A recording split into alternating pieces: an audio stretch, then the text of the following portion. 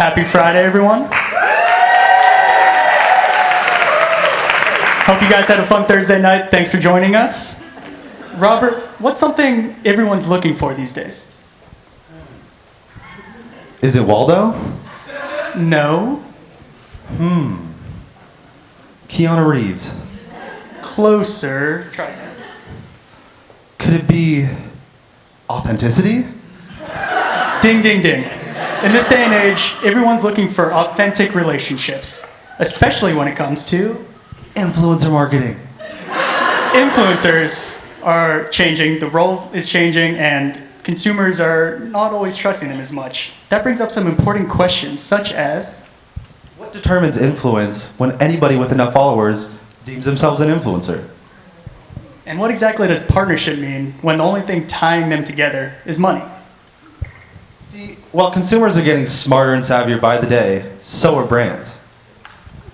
Brands realize they can't use the same tactics they were always using. They have to create more organic, authentic relationships. 2 mics now. That's Hey. nice.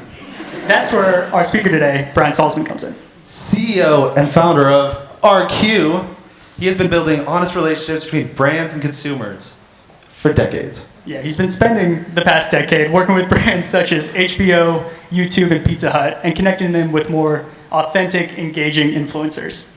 So please give a warm welcome to our guest, all the way from Los Angeles, California, Brian Salzman.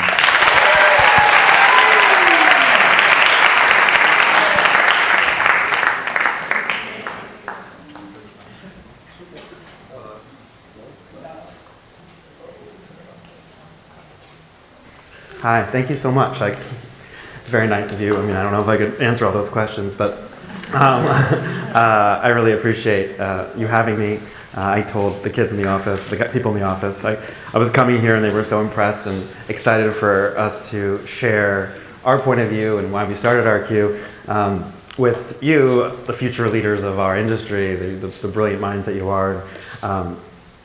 I think one of the biggest things, our biggest competitor and what we do, and I can't wait to show you, is the word influencer marketing. I mean, there's such a standard today in terms of the idea of what influencer marketing is, and this transactional pay-to-play model that we are going up against, and I think that's why I started my own company with a business partner and some brilliant people, really because we saw a white space. We saw this idea that before the internet there was influencer marketing, with the internet there's influencer marketing, and now it's kind of this in-between space. So how do we define it and how do we make money out of it? I have very old school cards because I've never spoken in front of this many people before, so definitely feel free to interrupt me, ask questions. I am a super casual person, so I think first of all, I think I'll just give you a quick background of myself. I went to NYU. I never thought I'd be a marketer, ever. It was never crossed my mind. I studied finance. I ended up working at a hedge fund as an analyst on Wall Street. I absolutely hated it. I barely knew how to multiply, and I was like, what the hell am I doing here? But I paid off my college loans, and I was out of there in 2 seconds. I then decided to follow my dreams. I always had a passion for entertainment, filmmaking, TV production. I love the idea of storytelling. So like anybody else in the entertainment industry, I got my first job, which was an assistant. I was lucky that I became a celebrity assistant though, and it seems like I could have stories for days, so we could spend an hour just talking about celebrity gossip. But my first job, being a personal bitch, I called it for 2 years. I am the best dinner party guest in the world because of the stories that I have, and we can talk about all those stories. But my first job was for Julia Roberts. I worked for her for 1.5 years. Yes, we could definitely talk about that. No, she was amazing. We were just talking like, what makes celebrity a celebrity? And it's like, they're all very nice people. The thing is when you have 10 yes people around you for years and years and years, your sense of reality becomes so skewed. But for me, I worked for Julia for a while, and I mean, I did everything from making sure she went to the airport on time, to the flight was there, I mean, whatever. And, I remember the 3rd day I was working there, I got her alias wrong.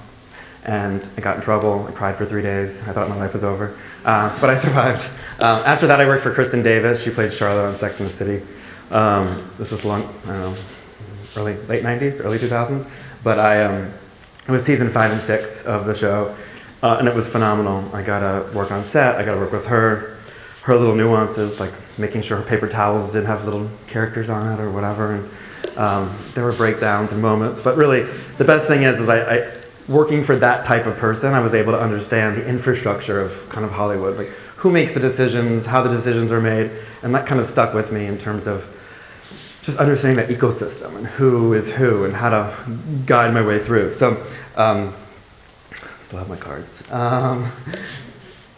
I think overall, understanding the navigation of Hollywood ultimately helped me get to where I am today, which I'll explain in terms of RQ. But then I moved to LA, I did production jobs, script development, and I had a blast. The problem with Hollywood is that it's very political, not that marketing is not, but the idea of making a film is, writing a film, it takes years and years. I mean, unless you have a big franchise, you're up against, especially nowadays, you're up against so much competition. But in 2002, I met somebody at a dinner party who worked in marketing. Again, I was not a marketer, didn't come from marketing, and it changed my life. It was one of those things where, wow, I could actually tell stories consistently. I could work with brands that have a lot of money and actually do what I want to do. So I immediately just switched. I started all over again as an assistant, working for an agency. I worked my way up on the agency side.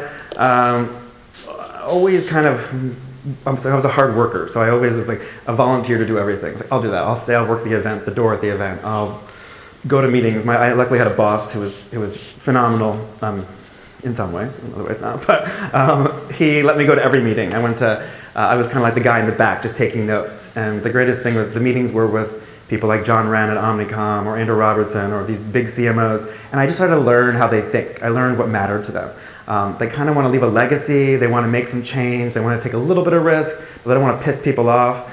I say later, but one of the best things I think in marketing that I've learned, especially on the agency side, is you always have to validate a spend. If someone's going to spend money, no matter what it is, if it's influencer marketing and if their belief of influencer marketing, if it's an experiential event, or if you can validate a spend through any type of data or research, the good thing is there's so much data and research, you can almost validate any spend, but I think being creative it helps.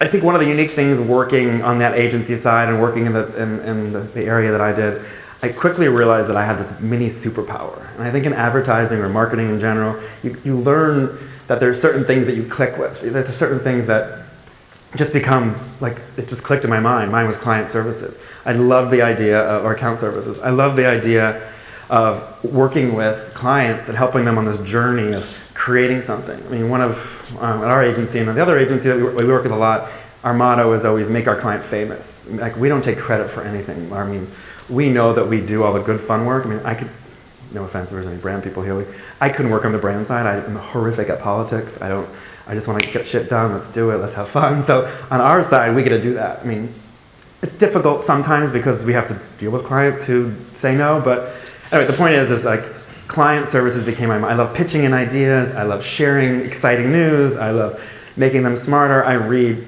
constantly every morning. I'm doing Flipboard. I'm reading all my news. And I love sharing articles with clients because making them smarter makes me a better service for them. So one of the things I also learned on the agency side is people in our industry, they want to work with people they like and they want to work with people they trust.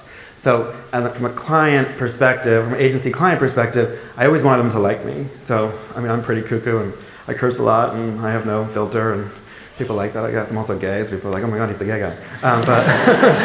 But the clients, like, they love hanging out with us, we have a good time, but also they trust. I mean, I'll talk about the company that I built, but I work with like the best fucking people in the world. And in terms of how they deliver, what they deliver, we're all such a team that if we consistently deliver good work, people are always going to work with us. I mean, I think one of our biggest successes to date now is we've had the same, I mean, except for Airbnb, long story, but everyone else has like stayed with us. I mean, my clients, Google was my first client, and they're still my client. And we make most of our kind of growth internal. So we don't have 50 clients, but we have 7 clients. And like in YouTube, we have 9 clients in YouTube, and we have 4 clients at Google, and Pizza Hut, we have 2 clients. And I mean, so it just says, if we work really hard and people trust us and they like us, I mean, you're golden. I mean, you could do basically whatever you want, but we have really great clients. So anyway, so knowing my superpower was really important. I mean, I was the client guy. So that gave me enormous confidence in like getting ahead. steering kind of my own career. So I didn't say I do everything. I knew what I liked. Hold on. Sorry. Oh, so out of my ad world, out of my career path, we had amazing clients, but the two things I noticed, which led to RQ, was why our brand clients. We had huge clients. I mean, like Samsung and Microsoft.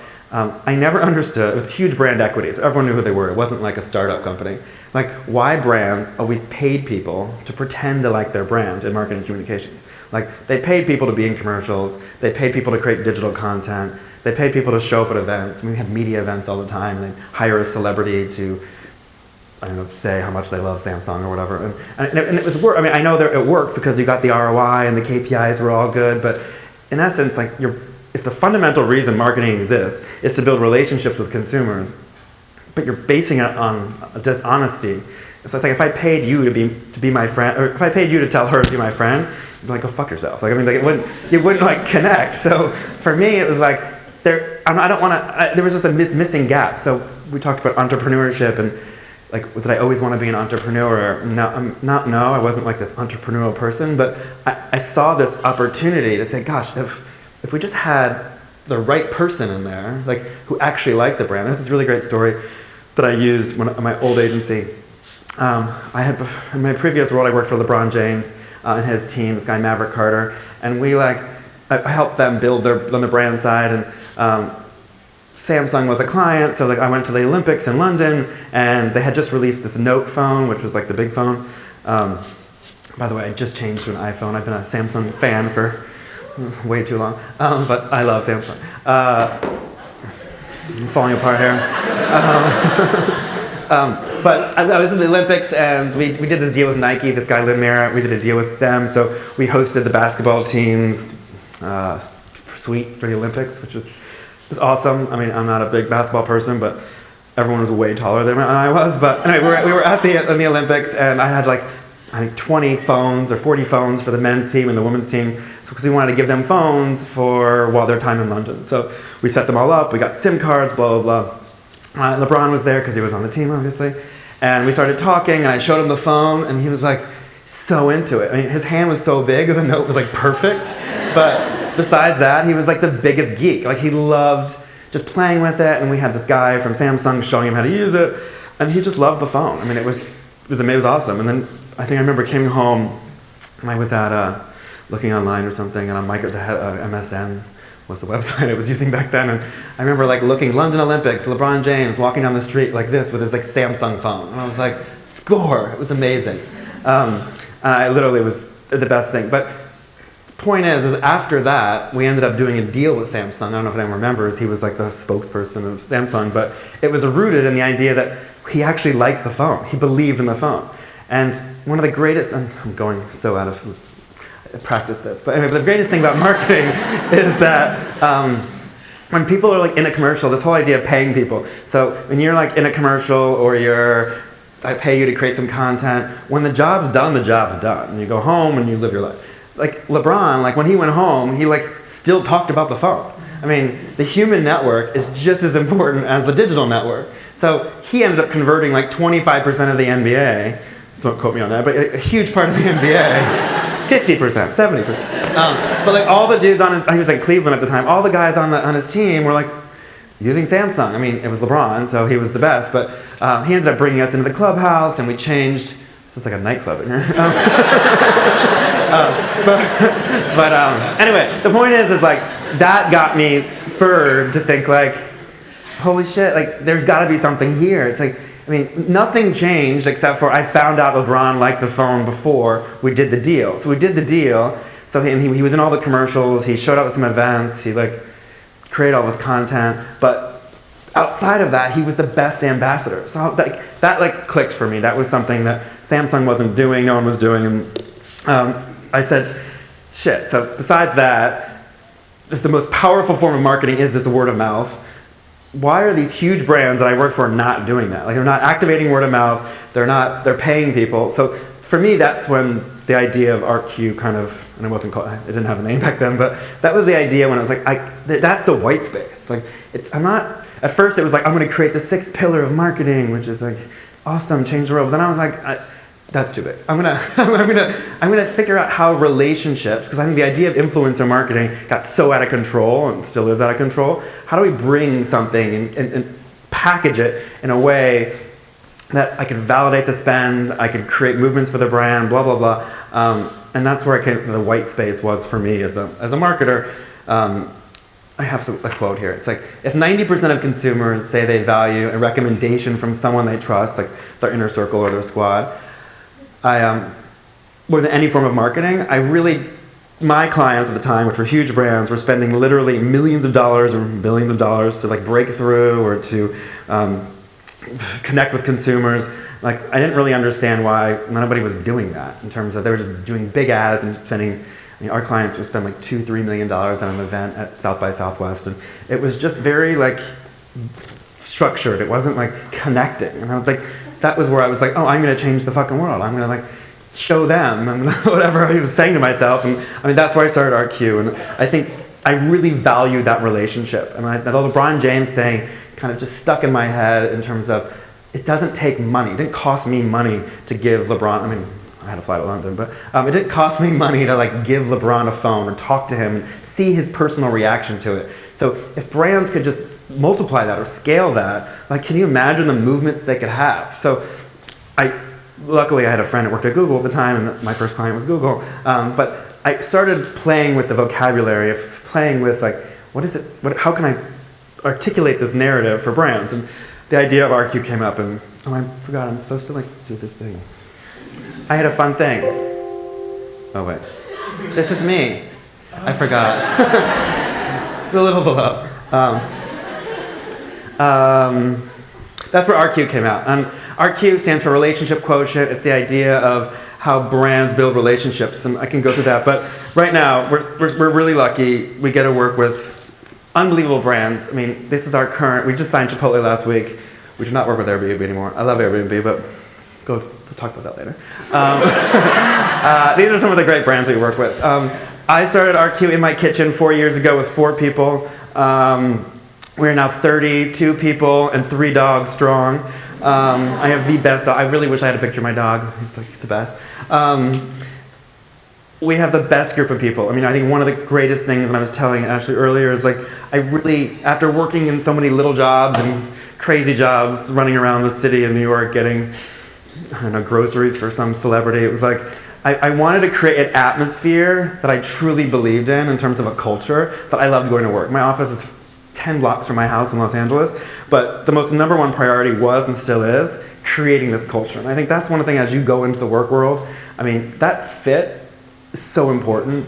I mean, listen, it's 2019, and I know everyone's like likes free food and all that shit, but like, it's really about the people who inspire you, and like these people that I've grown up with, I mean, built this business with, inspire me every single day, and it's amazing. I mean, we were talking earlier also, it's like, as much as I love marketing, and I really believe I'm a marketer, my superpower is client services, when you own a business, everything shifts. Like, I would say 80% of my job is my team, focusing on building their career paths, like helping them think like I do. It's like a cult, but not really. But helping them, which it's actually more inspiring than doing the work. I miss the work. I mean, we just signed Chipotle 2 weeks ago, which is awesome.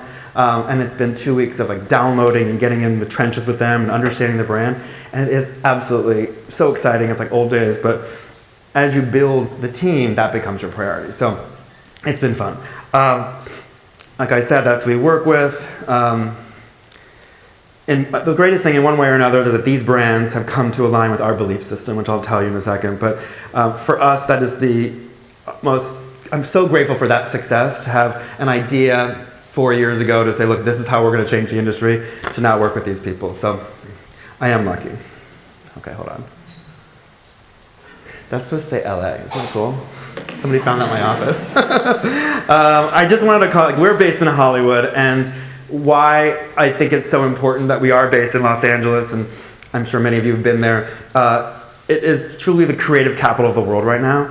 It used to be film and TV, it used to be actors and lighting people and directors and all that great stuff. Now it's like video games and producing digital content. There's the art world is insane. The fabrication world, there are these enormous factories downtown that are just making things for events. Like, it's insane what Los Angeles has become. The music industry is insane there from a writer's perspective, and video production for music videos. So for us, LA encompasses who we are, but it also is one of the most incredible sources of inspiration. We have, one of the great things about RQ, what we like to do is each person has kind of 10% of their job is they own a vertical, like art, fashion, music, sports, and it's their job to understand that ecosystem, not just who is like now, like famous, but who's next, what's the infrastructure.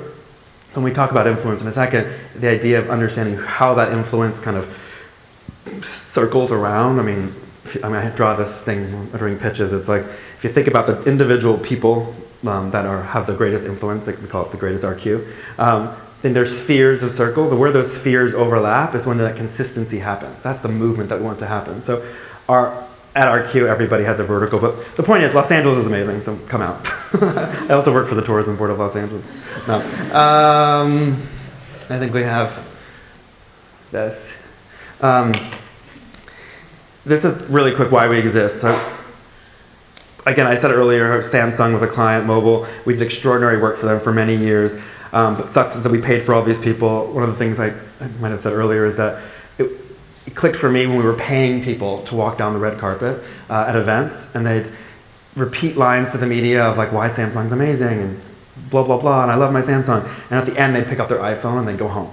And I literally was like looking at the CMO one day and I was like, what the fuck are we doing? Like, this is so, they're going home and we're missing that opportunity. We're also, people are smart. People like are so sick of hashtag ad. They're so sick of like seeing, they know that Christina Aguilera is tweeting from an iPhone because it comes up on her Twitter. So I don't get it. Like, why do we think we're fooling people, but we're not? So for me, we also did TV commercials with like Paul Rudd and all these people, and we had to do these contracts that said you can only use a Samsung for 3 months post the Super Bowl commercial, and I'm like, dude, I've been a celebrity assistant. You are never going to enforce that. I mean, what are you going to do to get your money back? I mean, it just didn't work. So, again, I think the idea of influencer marketing was so skewed one way. So, I just want to say, in 2016, influencer marketing was a $1.7 billion industry.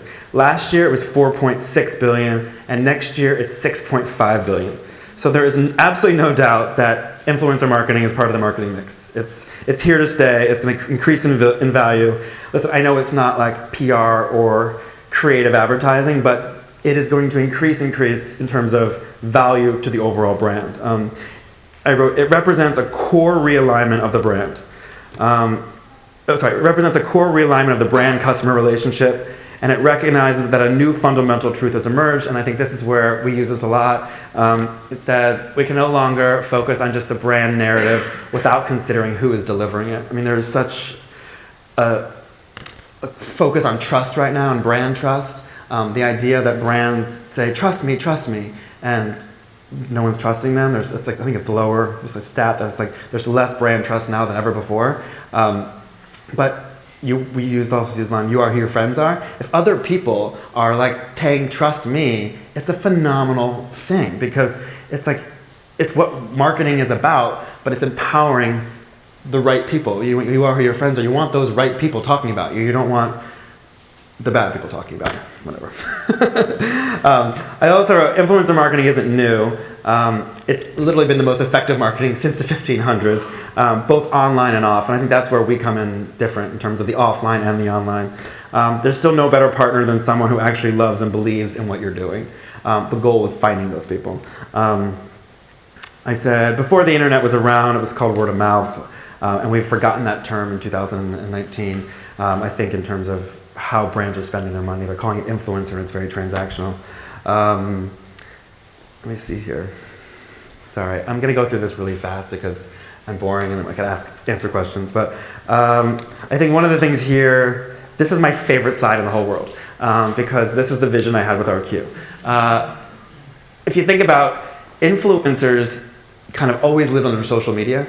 They have a group of people that they have a campaign, they call them, they have a lot of followers, you have a lot of likes, make some content. That's influencer marketing. The thing is, the PR team uses influencers too because they host events. They come up and show it, they host media because that's the stories, that's how they get the stories.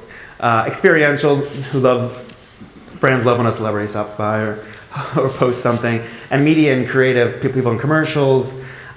So what our goal is in RQ, is this is our biggest value proposition, is how do we take relationships away from just social in terms of how do we centralize relationships? If relationships were at the center of the mix, it's a phenomenal thing. I mean, we've done this with Samsung on the home appliance side, we do this with Pizza Hut. By centralizing the relationships, you not only break down the silos up above in terms of the social teams working over here, the PR teams working over here, if they're focused on people, they see the value of the people. A celebrity has PR value, a celebrity can create some content, put them in the commercial, and if they actually like the product, it's like a home run. So we try with all of our brand clients to centralize these relationships. And when it works, it's actually phenomenal, I mean, in my opinion. So it brings efficiency, it saves money. I think the goal here is to have the client, I mean, the best part is a marketer who gets it. A lot of times they don't get it. So when they take the risk, and then at the end I'll show you some quick case studies, but it's really, it changes the whole industry, I think. Go to the next slide. Oh, this is how we do it. I wish I had music. I thought it'd be useful to show you how we approach the process of building the relationships really quick in terms of a strategic point of view, like what we do on a day-to-day basis with our clients. And we use 3 basic pillars. Hold on. Yeah. Let's put this down, and my cards are so organized. I said, we use 3 pillars like when we approach a brand. First, know thyself. Being authentic to yourself is the most important thing in the world, both on the human side as well as the brand side. We're being honest about that. So when we talk about our clients like Pizza Hut, they're not like the Ritz-Carlton of pizza. They have amazing pizza, and I love their pizza, but we know who they are, we know what they stand for, we know the nostalgia. Being true to yourself, and every brand has to do this, is really important, because then when you look at the influencer, the partner, you mirror those values in the person. So we always say our influencers, good apart, better together, meaning they're strong. This is where 1 + 1 starts to equal 10 or 11, because they're strong people. First of all, we never work with professional influencers. I mean, that's a career. I know a lot of kids say they want to be a YouTube star, and I'm sure they'll make a shitload of money. Great. But the idea of a professional influencer for me is like someone who's looking for a check and they just want to eat and they're going to move on. People who influence, their real influence is people that have a strong network where the brand becomes a tool in what they do better. So if I'm like, let's say a fitness and wellness person, and I am a trainer and whatever, there's like Pizza Hut probably wouldn't be a very good brand because it doesn't really connect, but something like a health shake or something, where does the brand help them do what they do better? I mean, that's the good part, better together. It's like they both elevate each other because you're mirroring the values. Then most importantly, I think one of the things that we do differently at RQ is the methodology. Our approach is always dating. We use a funny thing. It's like, obviously, I can give you $50 and I can get a prostitute in 2 seconds, but like the idea of going on a date is pretty amazing. So if you think about prostitution in the world we live in now, brands, they're paying people to do shit all the time. It's like here's $50, make some content. I mean, our whole thing is dating. Let's build a relationship, because that relationship is so different. I mean, you get so much more out of it. You have mutual respect. You have different. You work harder, you go out to dinner every once in a while, you meet the parents. The goal is to get married. I mean, if you're married, a brand, you work for each other, you believe in each other. And I think that is the greatest influencer relationship that you could possibly have, because, I mean, we talk later about, not that much later, I only have that many cards left, but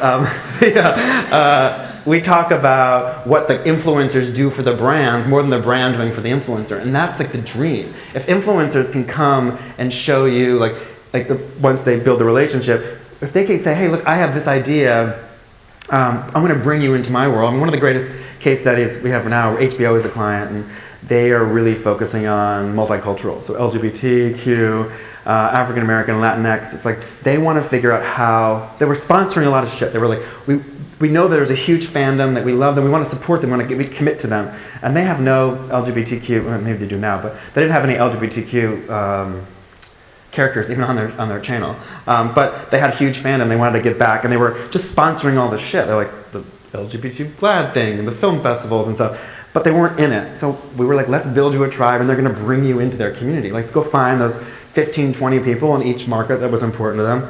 And we did that. We have an unbelievable tribe. The greatest thing about that is all these sponsorships started to change because the tribe that we built for them, it's like telling them where to show up. It's like, come into my world, sponsor this or partner with this. And imagine, like, instead of spending $50,000 at the GLAAD Media Awards, they're spending $50,000 on something else, but they have this group inside who's like talking about them. So the idea of the tribe should be giving back to the brand as much as the brand is giving to them. Back to this, sorry. Anyway, so dating. I mean, and this is funny because I was saying the best thing about this methodology is at the end you get every marketing buzzword you could think of, like positive sentiment, advocacy, conversion, and blah, blah, blah. And I think, listen, we do work in marketing, you have to show movement of the brand, and which we love, but I mean, if you do this right, and again, this could take months, this could take a week. Some people will go will connect with a brand instantaneously. But you do get all this. You get this in such a more powerful way than doing just pure PR and media, doing just creative. If the communication starts with these people that really believe, it's truly unbelievable. But hold on, I went really fast here. This is how this is our methodology in dating, how we do it. We identify, so we have a lot of tools we use. I mean, I would say 70% are digital tools, so social listening tools, which are really important, data, obviously, blah, blah, blah. But the human network is really important, so we have a lot of human input. When we look at part of our job of each person is to, sorry, I'm going really fast here. I probably should have started read this. Our dating mentality is our North Star on everything we do. So no matter how we approach any single person, influencers are coming through our office all the time because we've become known as that group that connects brands to influencers in a way that's not transactional. And it's a really powerful position to be in, both obviously for the client side, but also the brand side, also the influencer side.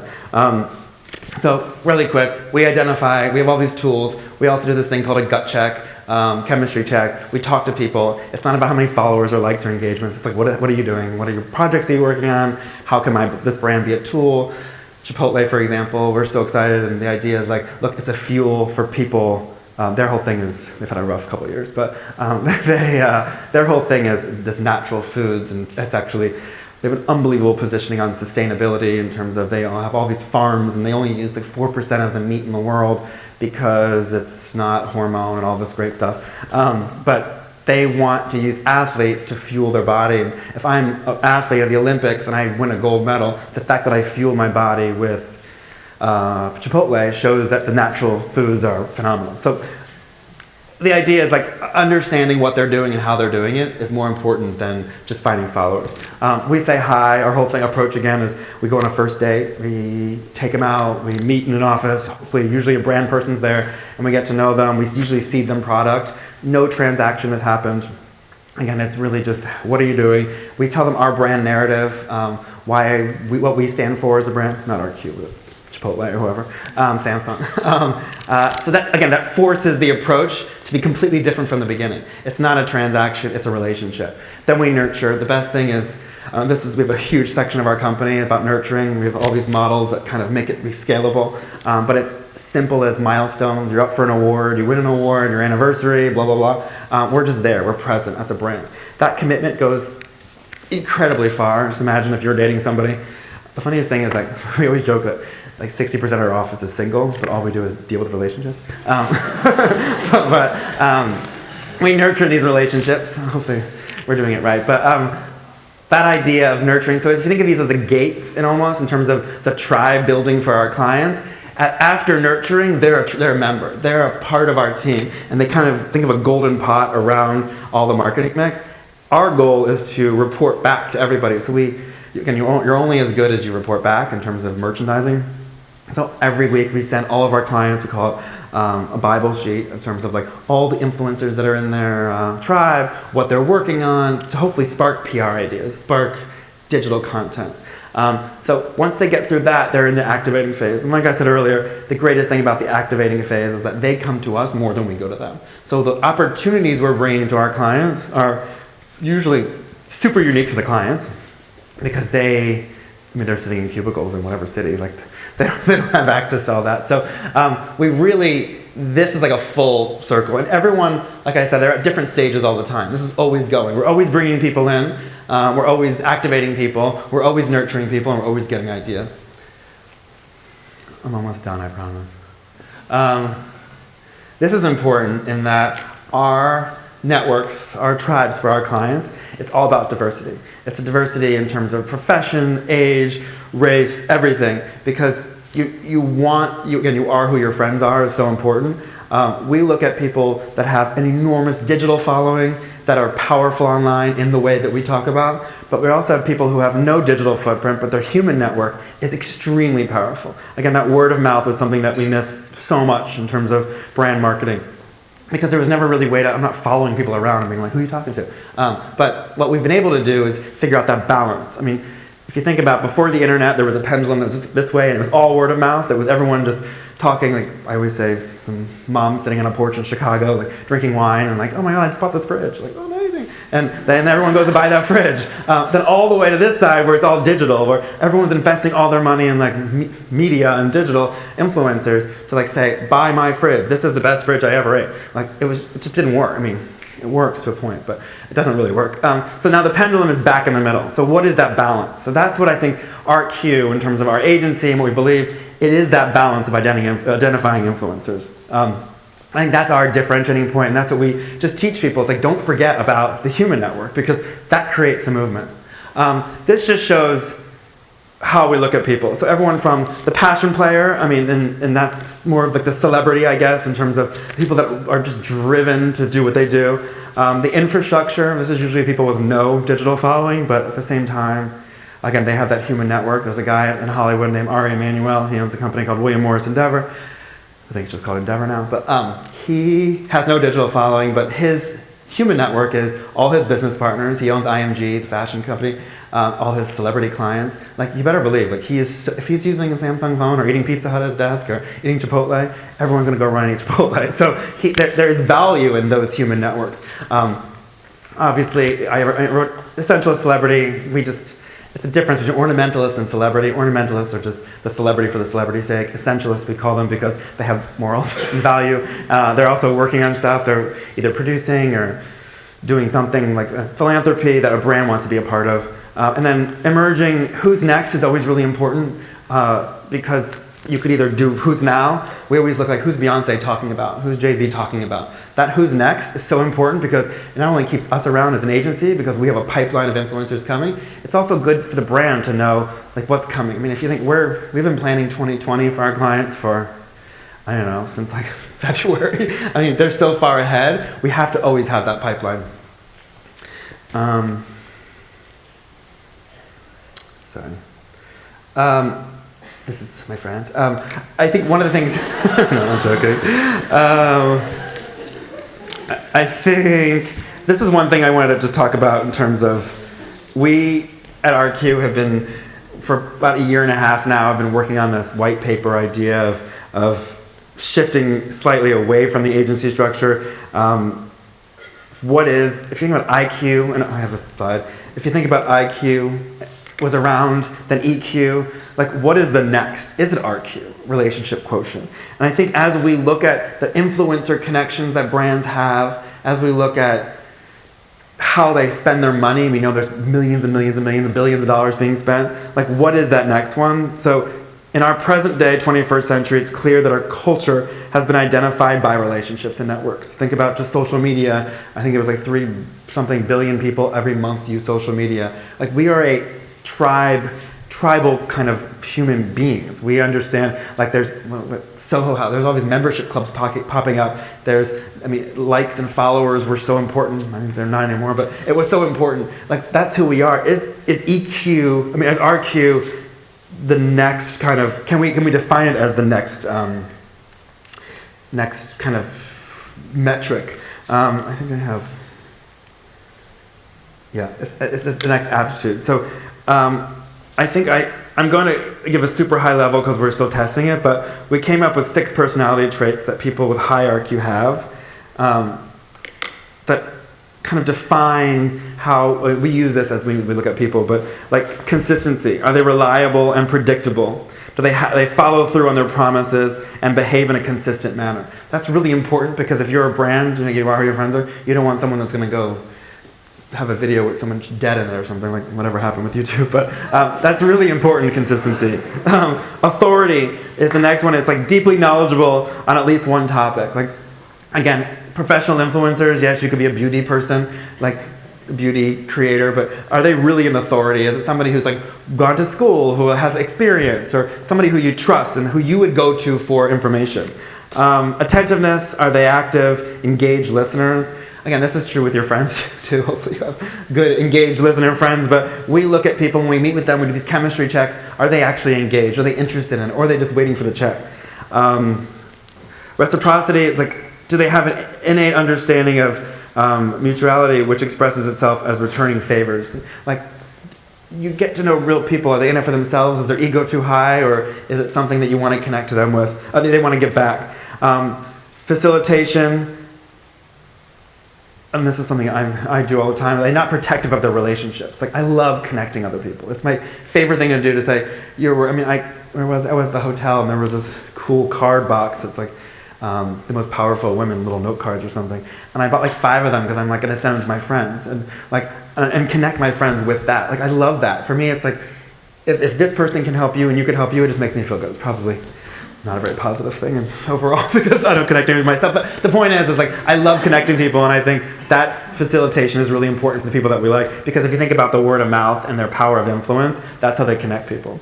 And then self-starter, or when they're armed with information, they're going to run with it and do something. So if you we use these kind of metrics on our RQ now. So we're working on trying to figure out if IQ, then EQ, is RQ the next one? And if it is, how do we build a metric around it? And I think that's something that we are working on internally.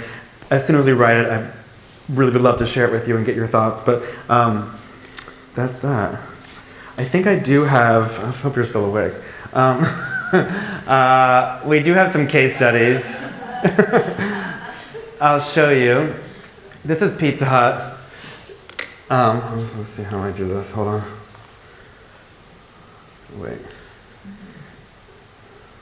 Oh, wait. I don't know how this works. When I first knew this place, Sorry, guys. I have no idea. Where's that guy? when I first knew this place, You see it? I don't see it. Here's my music.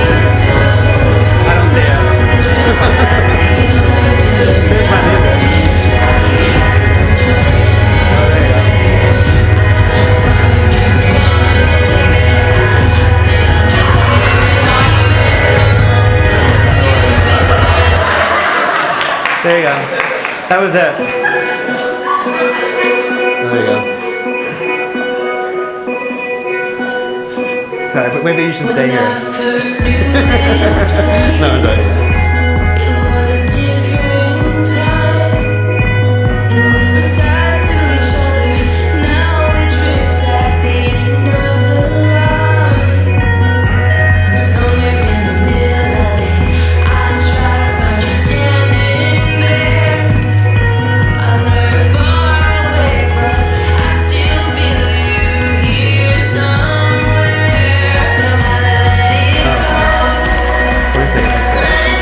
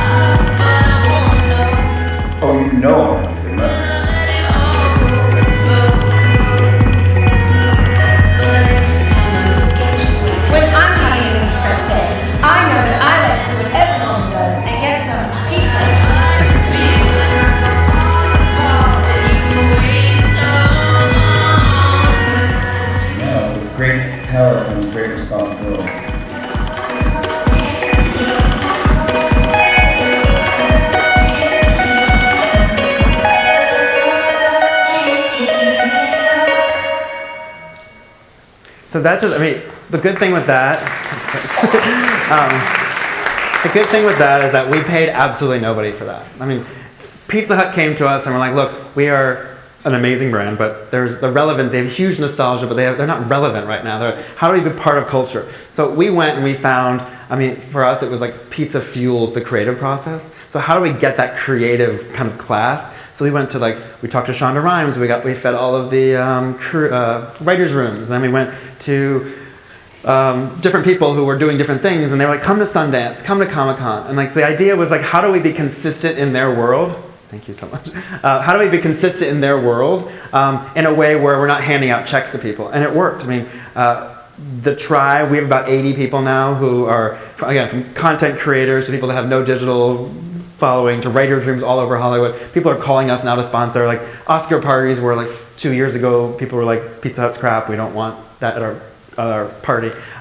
So we've changed the whole positioning within that world. And the reason, again, why Los Angeles is important is they're putting it in TV shows now. It's people are bringing Pizza Hut and ordering pizza like they never done before. So that's just showing the value of a tribe that we paid none of those people. The Jimmy Fallon thing, let me see if I get to the next. The Jimmy Fallon thing's pretty cool. Wait, am I in something? Okay. Jimmy Fallon is a really cool thing. One of the greatest parts of marketing, I think, is being reactive pretty quickly. Jimmy Fallon was on his late night TV show and he was talking about, I think last year Pizza Hut had this thing where during the Super Bowl, if somebody gets a point within something, I'm not a football person, but if something happens, you get a free pizza. And he's like, but the bad thing is you have to be a part of Pizza Hut Rewards program. And everyone laughed. We work with Jimmy and his assistant. I've known his assistant for a long time. The next day, within 24 hours, we sent, I think, 150 pizzas to the production house. And they tweeted. They were laughing. They thought it was funny. But he tweeted. I think he tweeted twice from his personal and The Late Show, which again cost us 150 pizzas, enormous amounts of millions and millions of followers. It started all of this dialogue. We're about conversation, not just posts. So all these dialogues, Pizza Hut was interacting. He thought it was funny. Then we ended up sending him something else saying, we have these things called pizza movie boxes or something, and it's all the stuff for him and his family to watch pizza at a movie. Gave him more pizza. He posted about it. He was like, thanks, we love it. Then it was, we did this thing where we made this jacket for him, a Pizza Hut Rewards member jacket, and I don't have the video, but there were 10 Instagram stories, a post about it. He was so excited. I mean, this is all just having conversation. And we got so much digital content, and it was just about the approach. It was his birthday. They had the show's birthday, I think. It was 150 episodes or something. We sent a big cake with pizza all over it. We built this incredible relationship. He calls us all the time for pizza. He posts all the time. Dan Levy is another great example. He was shooting up in Canada, and he ordered Domino's, I guess, and he posted on his Twitter. The pizza came upside down, the Domino's pizza, and he was like, something like, you suck Domino's or something, I don't know. But literally within 24 hours, we sent him a pizza with his face on it, and he was tweeting, it's like, well played, Pizza Hut, you're amazing. Now he calls us all the time, we have this great relationship. So being reactive for pizza has really helped us insert us in the conversation as well. I'll tell you this. Okay, can you do this? Do I just click on it? I don't know how to do it. Yeah. What was that? Oh, this. There you go. Sorry. You're good.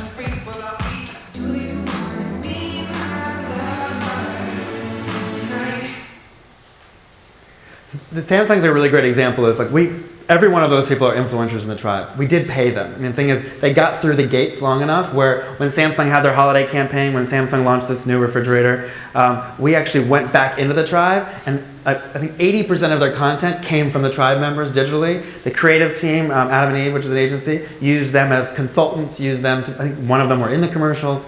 From an experiential standpoint, there was a thing where the lady was cutting that. We did all of our experiential in the influencers, like creative spaces. So for home appliances, the tribe has become an incredibly centralized part of their mix. And look, we are paying these people. It's not like it's free because they work hard, but not only are we getting significant discounts, we're getting 10 times more content. I mean, if you think about the transactional way now, it's like we do it. I mean, with some clients, like we have a contract where you have $150,000 and you have to post 3 times and you have to say this narrative. Like none of that, that's not the first thing we do now. Yes, when you have a campaign, we need you to post a certain amount of times, but we end up getting so much more content. So Samsung's been a phenomenal case study for us. We are very centralized in their kind of agency team, so we work with every agency. I think there's one more, so I click on here. I click right on here.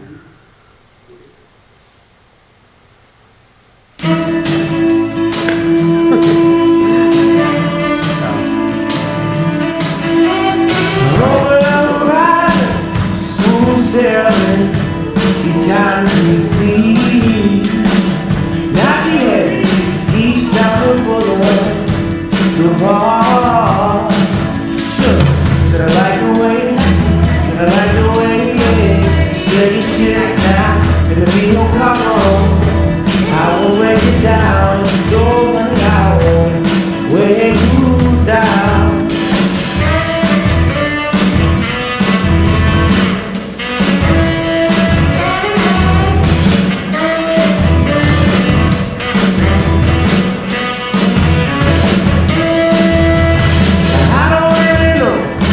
A destination, but I got a feeling now to be your passenger. So can let me be your passenger.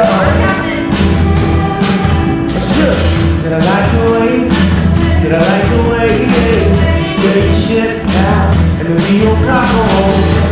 I won't weigh you down, go down, weigh you down. Smooth sailing, smooth,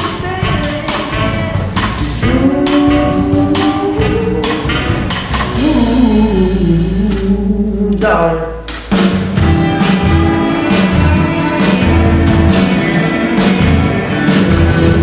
I will weigh you down, go down, weigh you down. So Mini is really interesting. We did a pilot program for them last year, and Mini used to be cool and innovative and amazing, and then it kind of became more about the car and the structure and luxury and blah blah. They wanted to get back to their roots. They wanted to figure out how do we like work with the people that zig and zag rather than go from A to Z. So we did not pay any of these people. We identified them as people that are that creative, are that fun, cool people, and we created experiences for them. We're like, hey, X, Y, and Z influencers, or Valerie, she's an amazing chef. We're going to create this unbelievable experience up and down the coast for you and your friends, blah, blah, blah. And they loved it. They jumped on it. Valerie would usually charge, I don't know, $25,000, $50,000. She's a professional baker, but she does do brand stuff. But we created this, it was a different approach of like, let's start the relationship with an experience. We gave them the car, we planned out the whole thing. Then 2 of the influencers actually came back to us after their experiences that you saw.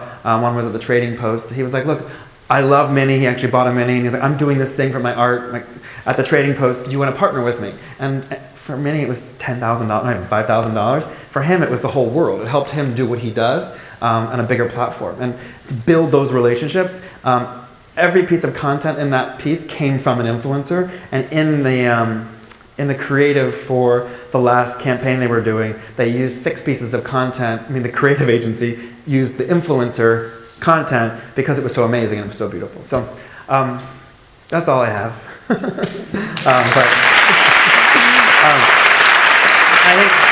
Thank you. I think the most important thing for me is like, look, there's a way to do things, influencer marketing, and we went this way. The idea of not being afraid to share a different way of doing a traditional thing has gotten us huge success because, listen, we're not a multi-billion-dollar company. We have 30 employees. We're not like 72 and Sunny or an Omnicom agency, but we love what we do, and we're building, and we're having a lot of, when we work in Hollywood, we have so much fun. We get to work with creative people all the time. People come through our office, like celebrities or infrastructure people. We're on sets of movies. We're at Sundance. And I think being relevant in culture, you can go as a brand and pay your way through. You can sponsor Sundance, you could sponsor South by, you could sponsor film festivals. But I think what we're teaching them to do is like, let's get from the ground up. Let's be a part of it. And then you can sponsor it, but when you have those people. So that's it. Thank you.